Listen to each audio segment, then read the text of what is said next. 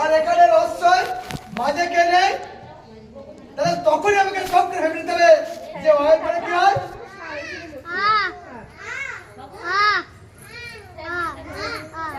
এই মুখটা লিখে দিব। দেখো সেখানে লিখে দিলাম আমি, আর লিখে দিলাম হলো। ওখানে মাঝে বসি না, ওই ওই পাঁচটা মাঝে বসি হলো। এরপর দেখো এ আছে আর ও আছে, এ আর ও আছে, তাহলে এখানে মাঝখানটা নিশ্চয়ই কেউ নেই। কেউ নেই মানে কি গো, কেউ আছে নিশ্চয়ই না নেই আছে। তখন আমাকে বলতে হবে যে এর পরে কি, মাথাটা একটু কাটি দেবো। এর পরে কি হয়, ওই অরিত্র উ বলো। এর পরে কি হয়, এরপরে ওই এ ওই ও ও, এখানে আমি ওই লিখে দিলাম। তাহলে বেশ কি সুন্দর বর্ণ গঠন হয়ে গেল, আমার বলাও হয়ে গেল।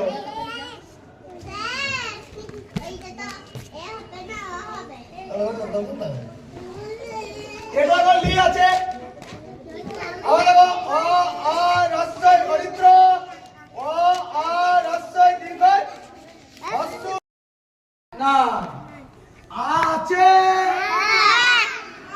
হ্যাঁ, যার চোখে দৃষ্টি আছে সে বলতে আছে। তখন আমাকে এখানে আছে বলে মানে এখানে আমাকে আ লিখে নিতে হবে।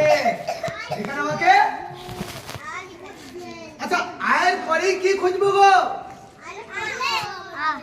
আয়ের পরে কি খুঁজবো আমি বরাবর। তখনই যদি পানিটা দেখি ও আ রহস্যই খুঁজবো। আচ্ছা রহস্যই কি এই লাইনে আছে, তাহলে আছে যখন তুলা দি বাহ হয়ে গেল। তাহলে রহস্যের পরে কি হয় গো, দীর্ঘ। কে ঢোল বলো হবে বলো দীর্ঘ।